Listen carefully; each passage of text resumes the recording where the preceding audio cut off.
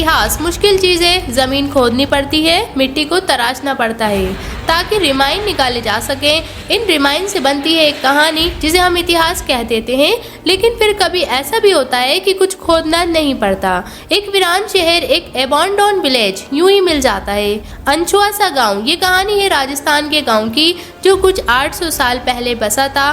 घर, चूल्हे, चौकी, जो कुछ था एक खुशहाल गांव में हो सकता था, वो यहाँ था। यहाँ आज भी सब कुछ है, वैसा का वैसा ही, बस कोई रहने वाला नहीं। कहते हैं कुछ 200 साल पहले अचानक एक रात लोग इस गांव को यूं ही छोड़कर चले गए।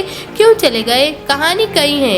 एक जालिम दीवान की कहानी है, भूतों की कहानी है और एक आपदा की भी कहानी है। स्वागत है आपका हमारे YouTube channel AK knowledge air पर। आज हम आपको सुनाएंगे कहानी कुलधरा गाँव की। राजस्थान का जैसलमेर जिला है। मेन शहर के आसपास सैकड़ों किलोमीटर तक रेगिस्तान है जहाँ रेत के बड़े बड़े टीले हैं और इन टीलों के बीच ही मेन शहर से कुछ 18 किलोमीटर दूर साउथ वेस्ट दिशा में बसा है कुलधरा गांव। यानी जैसलमेर से बहुत दूर नहीं है। नॉर्थ से साउथ की ओर बसे इस गांव की चौड़ाई है 261 मीटर, लंबाई है 861 मीटर। कुलधरा गांव में बने खंडर बताते हैं कि यहाँ कभी एक पूरी बस्ती होगी। इस गांव के बीचों बीच 3 रास्ते होकर निकलते हैं जिन्हें आड़ी काटती हुई कुछ गलियां भी हैं। गांव के चारों ओर 4 दीवारी है, शमशान है और एक मंदिर भी है। गांव की कहानी हालांकि सिर्फ इतनी ही नहीं है। इन इमारतों में, इन गलियों की, इस गांव में कोई रहता नहीं, लेकिन इसकी कहानी बताते हैं। कुछ इंस्क्रिप्शन इनमें दर्ज है कि गांव का इतिहास कुछ 800 साल पुराना है। AMU में इतिहास के प्रोफेसर डॉक्टर सैयद अली नदीम रिजवी ने कुलधरा के इतिहास पर डीप रिसर्च किया है। एक रिसर्च पेपर में डॉक्टर रिजवी बताते हैं कि 13वीं सदी में इस गांव को कुछ ब्राह्मणों ने बसाया। ये लोग राजस्थान के एक दूसरे शहर पाली से जैसलमेर आए थे। पाली से आने की वजह से इन लोगों को पालीवाल कहा गया। साल 1899 में एक किताब तवारीख जैसलमेर के मुताबिक कंधन नाम का एक पहला पालीवाल ब्राह्मण कुलधरा आया और उसने यहाँ एक तालाब खुदवाया। शिलालेख बताते हैं कि इस गांव में सब ब्राह्मण रहते थे, जिनमें से कुछ की जाति कुलधर भी लिखी है। संभवतः इन्हीं लोगों के नाम पर इस गांव का नाम कुलधर पड़ा। शिलालेखों में हालांकि कई और जातियां और गोत्रों का भी जिक्र है। इस गांव में एक मंदिर है जिसमें भगवान विष्णु और महिषासुर मर्दिनी की मूर्तियां हैं। इनके अलावा इस जगह मिली कुछ मूर्तियों से पता चलता है कि ये लोग घोड़े पर चलने वाले एक स्थानीय देवता की पूजा भी करते थे। कुलधरा के बारे में जो और बातें पता चली हैं वो ये हैं कि यहाँ के लोग पगड़ी और कमरबंद पहना करते थे। साथ ही अपने साथ ये लोग खंजर भी रखते थे। औरतों के परिधानों में लहंगे का जिक्र काफ़ी मिलता है जो राजस्थान की ट्रेडिशनल यूनिफॉर्म में भी है। कुलधरा के लोग क्या करते थे? कुलधरा गांव में बने पत्थर के 400 मकान अब धीरे धीरे खंडर बन चुके हैं। डॉक्टर रिजवी के मुताबिक गांव के बाहरी तरफ पहले कुछ 200 घर बने हुए थे जो डिस्ट्रॉय हुए। इस गांव के बगल से एक नदी भी बहती थी, काकने जिसका नाम है। ये एक मौसमी नदी है जिससे कुलधरा के लोग पानी लेते थे। चूँकि पानी कम था इसलिए खरीन नाम के एक तरीके का इस्तेमाल भी होता था, यानी एक निचली सतह जिसके 3 तरफ से बांध बांधकर पानी इकट्ठा कर लिया जाता। इस तरह न सिर्फ गाँव वालों को पानी मिल जाए बल्कि पानी ख़त्म हो जाने के बाद ये ज़मीन काफ़ी उपजाऊ हो जाती जिसमें ज्वार बाजरा की खेती भी हो सकती थी। कुलधरा के साउथ में एक खरीन मिलता है 2-2.5 वर्ग किलोमीटर में फैला हुआ और उससे मालूम चलता है कि इस गांव के लोग खेती करते थे। कुलधरा में ही पुराने कुएं और बावड़ियों के रिमाइन भी मिलते हैं जो मुमकिन तौर पर नदी सूख जाने पर इस्तेमाल में लाए जाते होंगे। कुलधरा में मिले एक शिलालेख से ये भी पता चलता है कि तेजपाल नाम के एक व्यक्ति ने साल 1815 में यहाँ पे एक बावड़ी बनवाई। ऐतिहासिक दस्तावेजों से पता चलता है कि कुलधरा एक खुशहाल गांव था।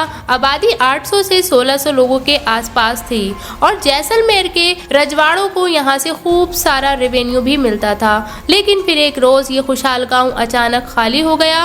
कुलधरा गांव वीरान क्यों हुआ? क्यों एक बसे बसाए गांव को लोग छोड़कर चले गए? इसे लेकर एक लोकल कहानी है जो हम आपको बता रहे हैं। जैसलमेर रियासत का एक दीवान हुआ करता था जिसका नाम था सालिम सिंह या जालिम सिंह भी कहते हैं। कुलधरा गांव की एक लड़की पर जालिम की नजर पड़ गई और वो उसे चाहने लगा। लड़की की शादी होने वाली थी लेकिन जालिम सिंह अभी भी अपनी जिद पर है।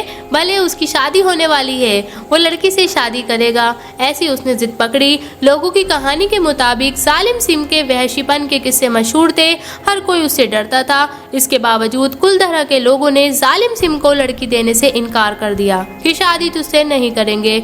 जालिम सिंह ने गांव वालों को धमकी दी और ये कहते हुए चला गया कि अगर कुछ दिन के अंदर लड़की उसके पास नहीं पहुंचती है तो गांव को बर्बाद कर देगा। आगे कहानी कहती है कि गांव के लोगों ने अगले दिन मंदिर के पास एक पंचायत बुलाई। फैसला हुआ कि सब लोग मिलकर गांव छोड़ देंगे, लेकिन जालिम सिंह के यहाँ अपनी बेटी नहीं भेजेंगे।